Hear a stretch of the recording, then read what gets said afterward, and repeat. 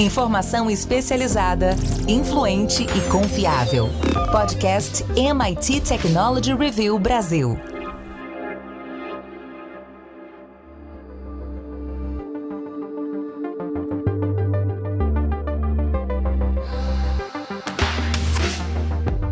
Olá, eu sou André Miceli e esse é mais um podcast da MIT Technology Review Brasil.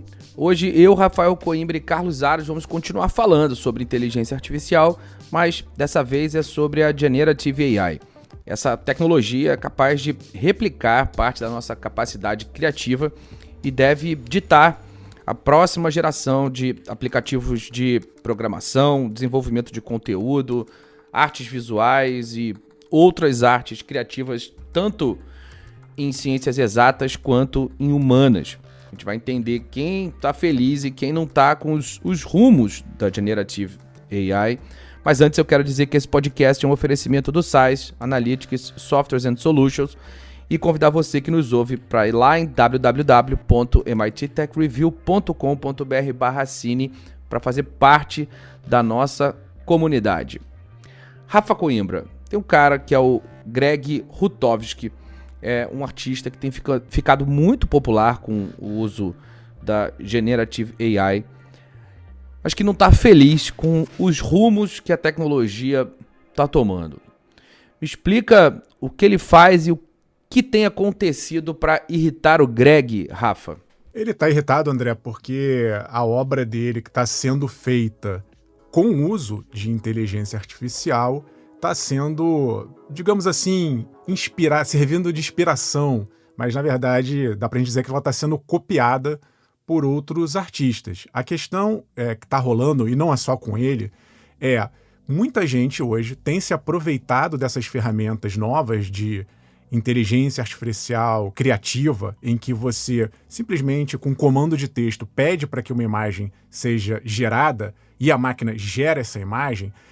A questão é que muito desse conteúdo, a matéria-prima, a base desses programas, vem do que está na internet, vem de outras obras ou de outros materiais que estão abertos na internet. Então, se eu peço para uma máquina produzir uma pintura de um cavaleiro medieval, a máquina vai procurar imagens que tenham relação com um cavaleiro medieval e vai fazendo a combinação de padrões, de fotos, de pintura, seja lá o que tiver disponível na internet, para criar um cavaleiro medieval. Então tem muitos artistas que estão se valendo dessa tecnologia. Ela ainda não é 100% precisa. A gente aqui na Technology Review tem testado algumas dessas ferramentas. É impressionante, mas ainda falta ali um ajuste final. De vez em quando sai uma coisa que não faz muito sentido com o que a gente pediu, mas é uma questão de tempo para que daqui a pouco esse processo todo ele aconteça de maneira rápida, poderosa e que a máquina entenda exatamente o que a gente quer.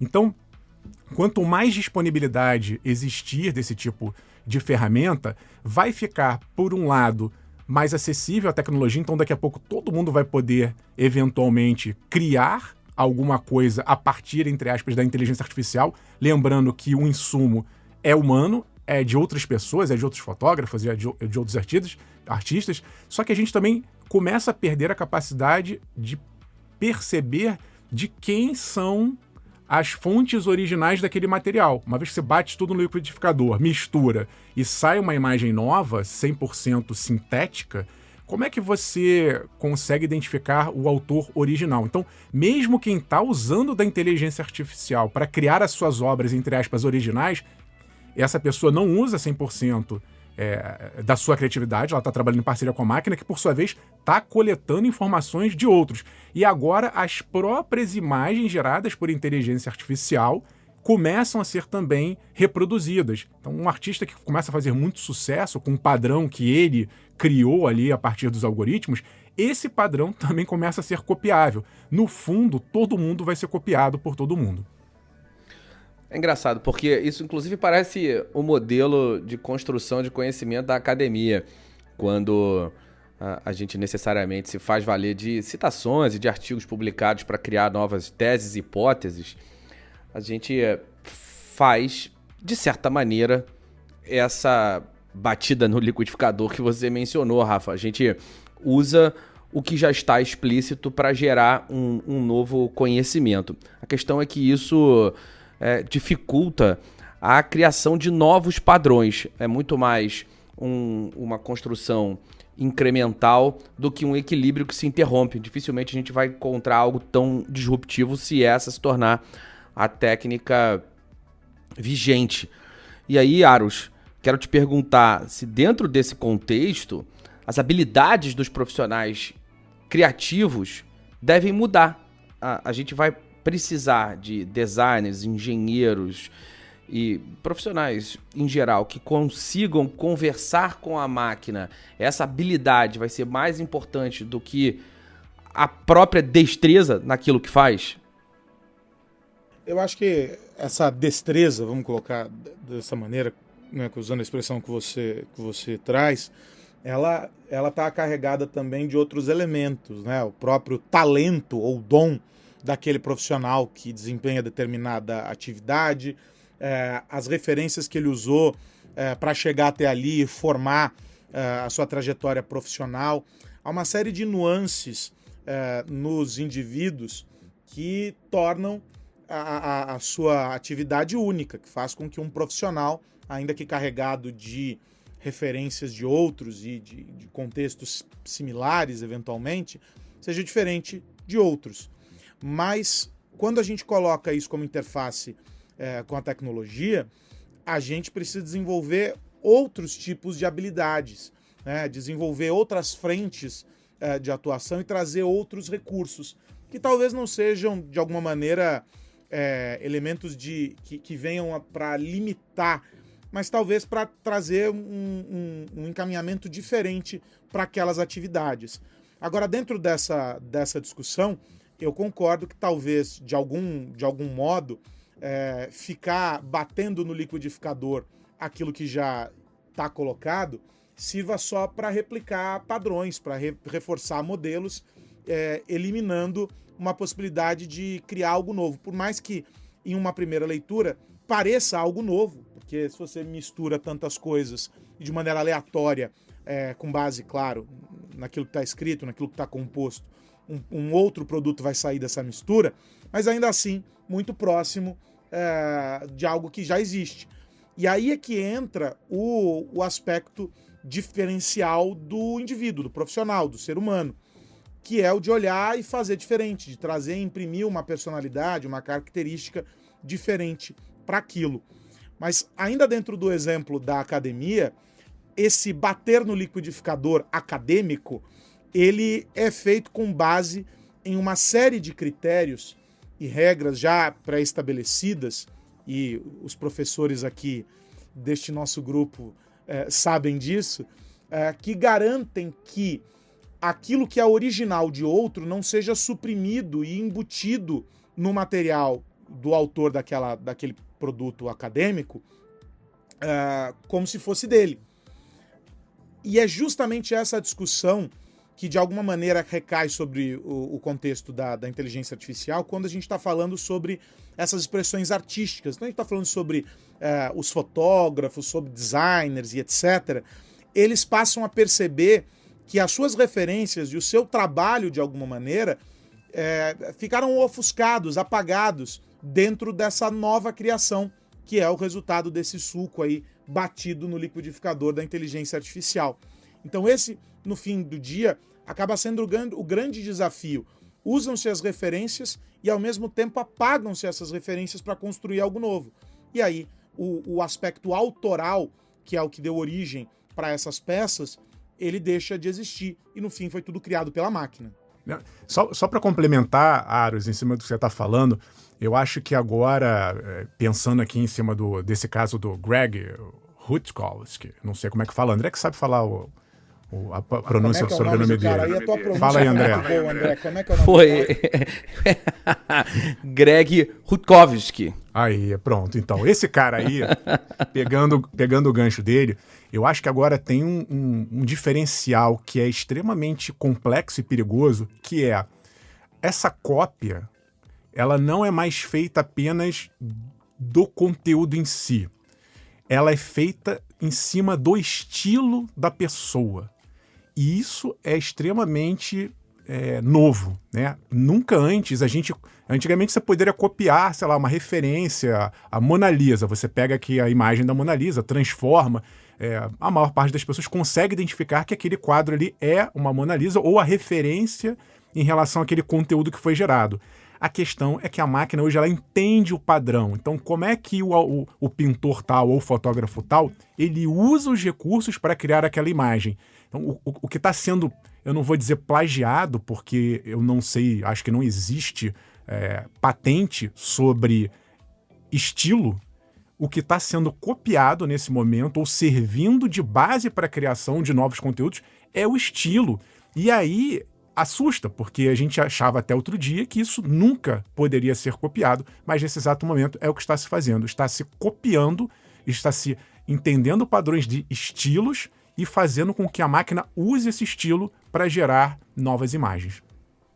E quem está mais habituado com esse tipo de software sabe que você pode escolher esses estilos de output. E o Greg Rutkowski, o meu polonês, tá bastante treinado, como vocês disseram, enfim.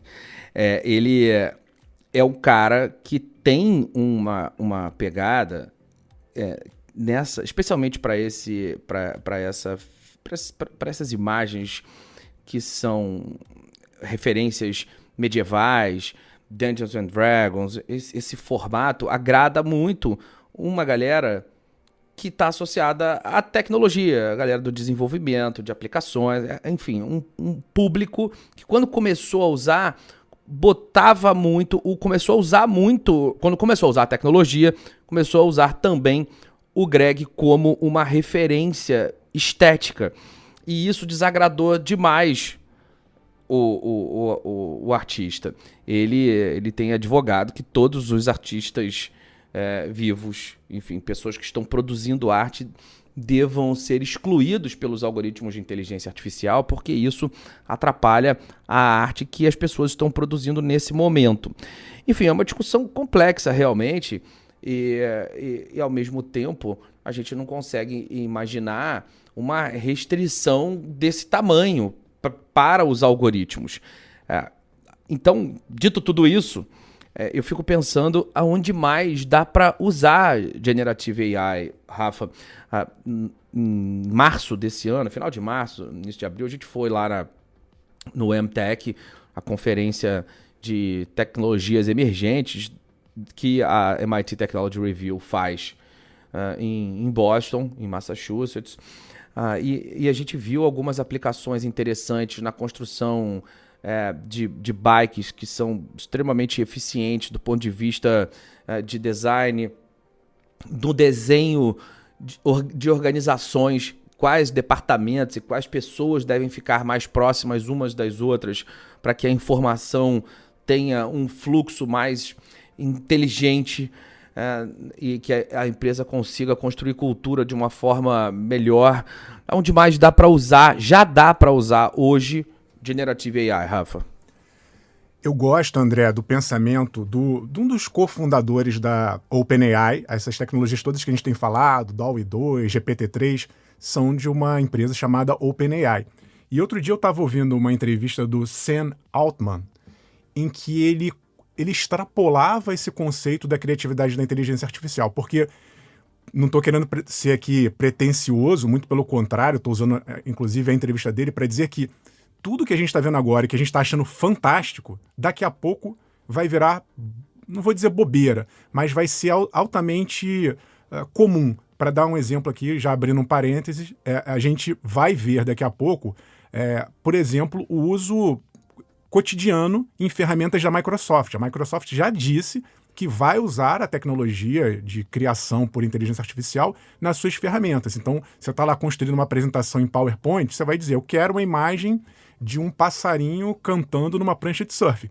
E o PowerPoint vai gerar essa imagem, ou você vai buscar o conteúdo por texto e ele vai gerar uma imagem.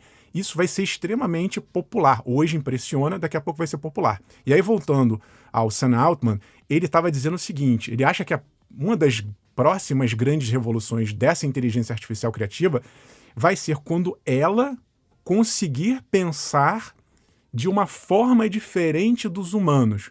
Porque, no fundo, o que a gente está fazendo agora é usando o poder computacional para replicar em alta velocidade o que seria a criatividade humana. Como é que a gente cria?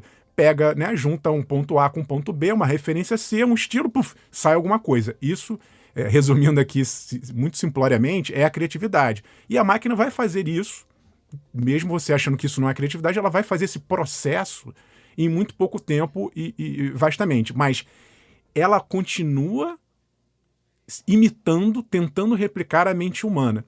Quando o Sam Altman ele fala, olha, vai chegar um ponto, ele acha, que a inteligência artificial, você vai dar um problema para a inteligência artificial, tipo, procura uma droga que cure uma tal doença. Ela, em vez de pensar com a cabeça de um humano, de um médico, buscando referências e testes, etc e tal, é como se ela pensasse de uma maneira completamente diferente e ela chegasse à sua própria conclusão para resolver aquele problema. Mesmo que nós humanos nem entendamos num primeiro momento. Você só vai dar o desafio, a máquina vai aprender a resolver aquele desafio de uma forma diferente. E eu concordo com ele, eu acho que isso vai ser um super salto de inteligência artificial criativa, sobretudo nesse campo, no campo científico, de buscar soluções que hoje a mente humana bate ali num limite, bate num teto, mas a máquina não. A máquina talvez vai encontrar um jeito, entre aspas, de pensar diferente do nosso e muito mais poderoso. Aros, nossa última edição digital, que está disponível para os nossos assinantes, falou justamente sobre esse assunto. A gente trouxe essa relação homem, máquina e criatividade. Depois de ler e editar essa edição, Carlos Aros, eu te pergunto, para onde vai a Generative AI? O Rafa trouxe a visão dele, que é alinhada com a visão do Sam Altman. Qual é a sua visão, Carlos Aros? Eu concordo muito com essa visão do Rafa, com essa perspectiva que ele apresenta. E aí, lendo, né, os nossos artigos e as reportagens para essa edição, o que fica claro é que existe um desafio anterior e pode parecer chovendo molhado, pode parecer que a gente está dançando um samba de uma nota só, mas é porque esse tema é importantíssimo. Até o Capra, no artigo dele, faz essa reflexão sobre a ótica da importância da qualidade dos dados que vão dar sustentação para esse desenvolvimento com base em inteligência artificial. E aí, além dos dados, a gente adiciona um segundo elemento que vai ser fundamental, talvez é uma condição importante, um pilar para todo esse crescimento, que é o dos grupos que vão trabalhar com esses projetos, que vão dar base para as inteligências que criam inteligências nesse looping infinito, não é? Os vieses que vão ser escolhidos para tudo isso, ou até a eliminação desses vieses, eventualmente. Então, se torna estratégico fazer com que a seleção desses dados e aquilo que vai dar sustentação para essas bases sejam cada vez mais qualitativos, que os filtros sejam cada vez mais eficientes para a construção dessas plataformas de maneira mais alinhada com um universo bastante vasto, bastante diferente, né, repleto de nuances, que é o mundo que a gente vive. E aí tem um terceiro ponto, que é o ponto que se conecta com o começo da nossa discussão aqui, no que diz respeito à proteção desses direitos, das garantias. Não é? Quem é o autor dessas obras? Quem responde pelos prejuízos eventualmente causados? Eu tenho acompanhado algumas discussões em alguns fóruns em âmbito mais jurídico e acho que é um debate ainda bastante incipiente, é verdade, mas é um debate dos mais necessários. E a gente tem algumas respostas possíveis. Talvez a gente tenha chegado no momento de colocar algumas dessas respostas de maneira organizada, de maneira estruturada e partir delas para uma construção mais efetiva de um respaldo regulatório com tudo isso. Porque senão a gente vai começar a produzir, e eu concordo também com vocês, tudo isso se torna cada vez mais popular. À medida em que se torna cada vez mais popular e ganha um espaço sem qualquer tipo de parâmetro, a gente perde o controle e fica cada vez mais difícil instituir parâmetros. Então acho que esse esses são os 3 pontos dessa caminhada que a gente precisa observar e que estão contemplados nessa edição digital, e eu faço a recomendação forte para que os nossos ouvintes leiam essa edição. O que mais você precisa saber? Bom, hora de virar a chave. Eu pergunto pro meu amigo Rafa Coimbra qual a dica da semana. Tô de olho aí, André, na movimentação da Netflix. Netflix deu o braço a torcer, rendeu-se aí depois de perder assinantes no início do ano. Aliás, nesta terça-feira, sairá o novo balanço trimestral da Netflix. A gente está gravando aqui um pouquinho antes desse resultado, mas o fato é que a empresa já anunciou que a partir do dia 3 de novembro abrirá novos planos de assinatura, planos esses que virão com anúncios. Então, a partir de R$18,90 por mês, a pessoa pode assinar, é um valor inferior ao que vigora hoje na Netflix, mas com isso a pessoa paga menos e vai ter ali estimado entre 4 e 5 minutos por hora de anúncios, isso para tentar não só atrair mais assinantes, a Netflix espera conseguir aí mais uns 500 mil assinantes por conta desses novos planos de assinatura, mas, por outro lado, vai encarar aí o movimento de uma guerra forte de plataformas de streaming, no momento em que está todo mundo sem grana, a inflação está alta, pode ser que a coisa dê certo. Também esses planos vão reduzir a qualidade, não vai ter tanto filme quanto tem no plano maior, enfim, a pessoa perde um pouco ali alguns benefícios, mas consegue eventualmente pagar uma assinatura mais barata. Eu achei, inclusive, que eles fossem lançar um plano, entre aspas, 100% de graça, com anúncios, como se fosse um YouTube, mas não, você tem que pelo menos fazer essa assinatura menor. Então estou de olho aí se isso vai gerar efeito, tem uma guerra muito forte, a Disney está chegando, assim, já deixando a Netflix para trás, e eu acho que até o fim do ano a gente vai ter uma reconfiguração nesse setor importante para entender qual será esse novo desenho da guerra das plataformas de streaming de conteúdo. E você, Carlos Aros, vai ficar de olho em que nessa semana? Eu tô de olho aí na revisão dessa lista de empresas que o governo dos Estados Unidos não conseguiram, que o governo dos Estados Unidos não conseguiu inspecionar e que por isso passaram a entrar numa espécie de blacklist. Isso afetou a Apple e as agências internacionais passaram aí o último final de semana debruçadas sobre isso, porque uma delas especificamente, a Yangtze Memory Technologies Co., a YMTC, seria responsável por fornecer aí 40% dos chips necessários para os iPhones que a Apple pretende fabricar. Então são chips de memória e a Apple estava interessada em selar esse negócio para poder avançar com a produção desses aparelhos. Para além do fato disso mudar os planos da Apple, talvez não tenham mudado, mas atrasado os planos da Apple de alguma maneira, existe aí de novo um momento de tensão entre Estados Unidos e China com essa lista.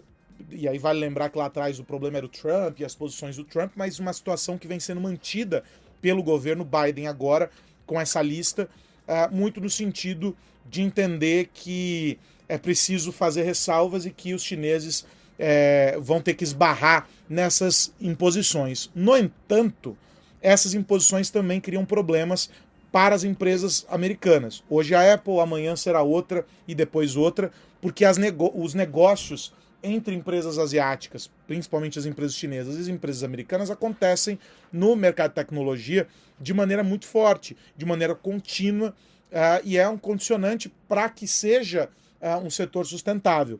A gente já viu episódios e manifestações de empresas americanas indo até a Casa Branca pedir para que essas listas fossem, ou essa lista fosse revista, ou que algumas empresas fossem tiradas dessa blacklist, e aí a gente tem mais um episódio desse acontecendo. A ver qual será a resposta do governo chinês para mais uma restrição norte-americana e como será a reação das empresas americanas a isso, uma vez que a gente sabe, em meio a uma discussão importante sobre quebra da cadeia de fornecimento, falta de chips, uma possível retomada disso tudo agora, há uma demanda e uma necessidade para que isso tudo seja reajustado o quanto antes. E aí, evidentemente, pressão dos dois lados. Vamos ver quais serão as próximas fases desse game, que é um game bem interessante, viu?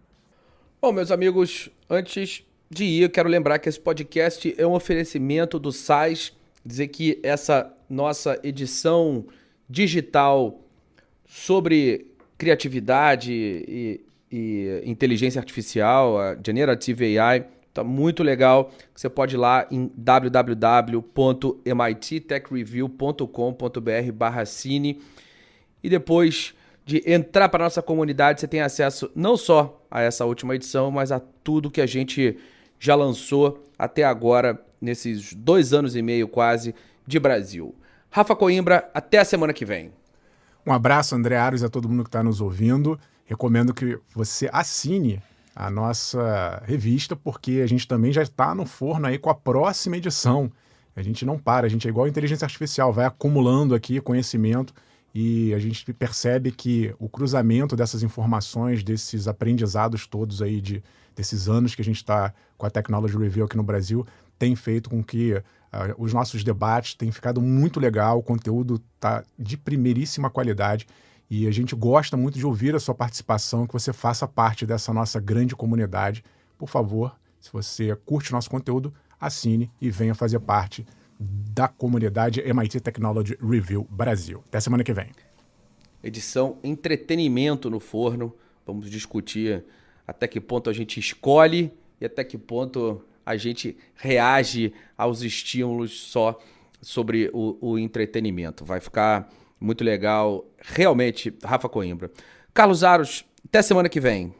Até a semana que vem, André Miceli, Rafael Coimbra, e dizem que o terceiro pedido é definitivo, então, mais do que um pedido, um convite, mittechreview.com.br/assine, vem para este universo, porque tem muita coisa legal para você, para o seu negócio, muito sobre tecnologia, sobre negócios e sobre como todas essas transformações estão mexendo fortemente com a nossa vida. Um abração, até a semana que vem. Meus amigos, semana que vem tem mais podcast da MIT Technology Review Brasil para a gente falar sobre tecnologia, negócios e sociedade. Um grande abraço para você que nos ouve. Tchau, tchau.